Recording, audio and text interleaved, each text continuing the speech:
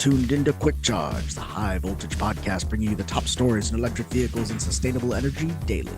And it's all powered by Electrek. Welcome to Quick Charge. It's March 3rd, 2026, and I'm your host, Joe Boris. The hot topic of conversation today is going to be credit scores, not the type of scores you and I have, but the score as determined by money and credits as in carbon credits. Tesla is losing Toyota and Stellantis from its EU carbon pool, and they are taking billions of dollars with them. Toyota and Stellantis are both withdrawing from Tesla's European CO2 emission pool for 2026, according to new EU filings. The two automakers were among the largest paying members of the pool. Under EU regulations, automakers that can't meet fleet-wide carbon emission targets on their own can join pools with manufacturers that have a surplus, like Tesla, which sells only zero-emission vehicles. In exchange, the pooling partners pay Tesla for the privilege of averaging down their fleet emissions. Tesla has profited enormously from these arrangements. In 2019, Fiat Chrysler, now Stellantis, signed a deal worth up to $2 billion to pool its fleet with Tesla. Honda and Jaguar Land Rover subsequently joined the pool as well. For the 2025 compliance year, the pool had swelled to include Toyota, Stellantis, Leapmotor, Ford, Honda, Mazda, Subaru, and Suzuki. A massive coalition that UBS analysts estimated could generate over $1 billion for Tesla in Europe alone. Now for 2026, EU documents show that pool has contracted just Tesla, Ford, Honda, Mazda, and Suzuki. Toyota and Stellantis are out. And frankly, Mazda is going to be out any minute now, because if for those of you who aren't totally aware in the industry, when you go into a Mazda dealer and you sign up to finance a new Mazda, you are paying Toyota Financial. They don't quite own them, but they do have a lot of financial dealings and logistical dealings together. Where Toyota goes, Mazda follows very closely, so expect them to be out next. As part of the bigger picture, this is a trend that is squeezing Tesla's regulatory credit business from all directions. In 2024, Tesla earned a record $2.76 billion globally from regulatory credit sales. By 2025, that figure dropped to under $2 billion, and the trajectory continues downward. In the US, the emission credit market was officially eliminated in 2025 by the Trump administration, costing Tesla an estimated $1.4 billion over 9 months. In Europe, the European Commission gave automakers 3 extra years to meet new CO2 targets, reducing the urgency to pool with Tesla. Now, with 2 of its largest European pool members leaving, Tesla faces further erosion on the continent that was supposed to partially offset its U.S. losses. The one caveat, EU pool decisions don't have to be finalized until December 1st. If Toyota or Stellantis find itself in a worsening emissions position than expected mid-year, they could theoretically rejoin, but the direction of travel is clear.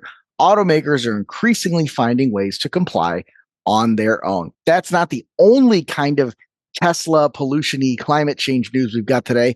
Elon's XAI is undoing Tesla's climate work, all in the name of AI slop, and frankly, subpar AI slop, because Grok and XAI are not as good in my experience as literally anything else. It just seems like garbage to me. My opinion, I know the Tesla fanboys are going to run to the comments and talk about how great Grok is for, saying that its fearless leader should be picked over LeBron James in a basketball contest. But regardless, XAI is now operating 62 unpermitted methane gas turbines across 2 data centers in Memphis, Tennessee, and South Haven, Mississippi, according to Fred Lambert, our resident Tesla expert. According to XAI's own permit application, the facilities could emit more than 6 million tons of greenhouse gases and over 1,300 tons of health-harming air pollution every year. It wasn't that long ago that Elon Musk was calling the large-scale release of carbon dioxide into the Earth's atmosphere, quote, the dumbest experiment in history, and pleading with world leaders at the UN climate conference in Paris to implement a carbon tax to curb emissions. So that Elon is long gone. According to XAI's own permit applications to the South Haven site, the combined facilities could emit more than 6 million tons of greenhouse gas per year, along with 1,300 tons of health-harming pollutants. At the Memphis site alone, the turbines emit between 1,200 and 2,000 tons of nitrogen oxides per year, likely making XAI the largest industrial source of smog-forming pollution in the entire Memphis metropolitan area. The company also reports 30 tons of sulfur dioxide, 94 tons of carbon monoxide, and 11 tons of hazardous air pollutants annually from Colossus One alone. A time investigation found peak nitrogen levels increased 79% near the facility compared to pre-XAI levels. Then there's the water. The Memphis facility consumes 1.5 million gallons per day for cooling, with plans to scale to 13 million gallons, tapping into Memphis' vulnerable aquifer system. XAI is building an $80 million wastewater treatment plant to handle some of that demand. Now, we can talk all day long about how XAI is doing this, whether there's any value to it at all, which I would argue there definitely is not. But Google shows us that it can be done a little differently. The contrast with how other tech companies handle AI energy demands makes XAI's approach look even worse. Google invested $4.75 billion in energy and data center infrastructure with a focus on clean energy procurement. It secured a 1 gigawatt solar deal in Texas and triggered 1.9 gigawatts of clean energy development in Minnesota for a new data center. Microsoft and Amazon are similarly investing in renewables and nuclear.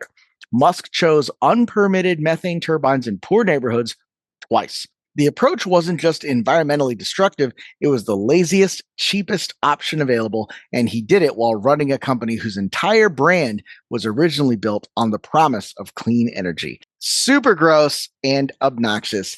Definitely another mark against Elon. And for those of you who still like the guy, God, you suck. Tesla's troubles do not only come in the form of bad environmental policy. Their sales are now suffering just about everywhere. Even in China, which was once Tesla's hottest market, delivery times have dropped to about 1 to 3 weeks from previously being months, if not almost a year long. Simple reminder, EV sales are up. Tesla sales are down. Hyundai is bucking the trend that we seem to see in a lot of headlines. Ioniq 5 sales have surged 33%. It is a record-setting February for the Hyundai brand, with 65,677 vehicles sold in the US. They are up 6% from February 2025. This is its third consecutive month of record sales. Hyundai Motor America CEO Randy Parker credited the automaker's growing lineup of electric and hybrid vehicles for their success. Quote, "Our electrified products continue to shine, with pure EV sales up 6% year over year. Hybrid total sales up 79%, according to Parker. The Ioniq 5 EV, Hyundai Sonata Hybrid, Electra Hybrid, Santa Fe HEV, Tucson HEV all set new February sales records, showing, quote, how powerfully customers are responding to Hyundai's technology, design, and value. Hyundai sold 3,300 Ioniq 5 last month, up 33% year over year, driving EV sales to their highest February total yet. Ioniq sales are now up 14% through the first 2 months of 2026, with 5,365 units sold. Now, of course, there's all kinds of EVs being sold out there, and my favorite to talk about is Class 8 heavy-duty electric semis, and this was really interesting.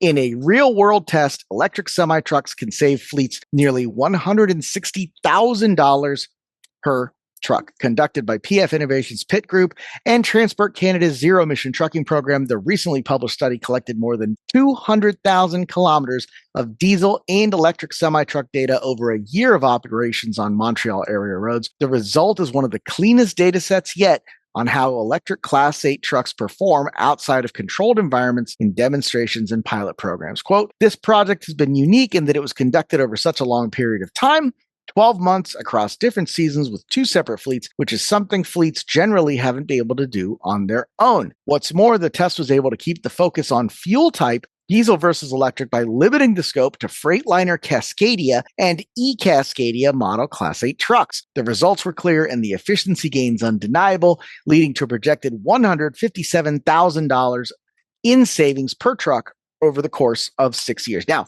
there are a couple of key takeaways here, and I want to go over this data with you a little bit. The first key takeaway is that the Freightliner e-Cascadia is absolutely crazily bonkers expensive. With a $560,000 purchase price, it's nearly double the $290,000 that Tesla is quoting for its semi, significantly more than the Volvo VNR Electric. That is a pricey vehicle. Worth noting, these are Canadian dollars, but man, that doesn't mean what it once meant. This is still a really expensive truck.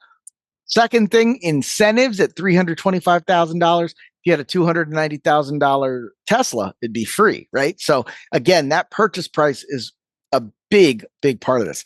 Couple other things: energy and fuel price at 10 cents per kilowatt hour. I think you can get that down. That is using, I believe, BC Hydro or Canadian Hydro. So that is relatively clean hydropower. We can get below that number in the US. Overnight rates about 6 to 7 cents here in ComEd territory. You can typically negotiate other rates as well, as long as you're off peak hours. A couple other notes there: the maintenance per kilometer, they had higher maintenance for the electric version than the gas version. I think that is probably a projection, if not an outright error. That seems totally wrong to me. But even with that cycle and a usage cycle with annualized depreciation of 21%, getting it out of there in 6 years, 404, 296 cost of ownership for the e-Cascadia, 561, 422 for the regular Cascadia. That is a crazy savings. And of course, the operators and technicians have a lot less to do. They're in much better shape, and they are not breathing in all those nasty emissions. Now, finally, I love this stuff: big trucks, heavy equipment, wheel loaders. The question that people ask all the time: where do you charge that kind of equipment? I just love this picture of a Volvo L120 electric wheel loader getting juiced up at a Circle K. That's all it is. A bunch of cool pictures. I have a link to that in the show notes at electrek.co. Thanks for checking us out. Be sure to like and subscribe, and we'll see you again tomorrow.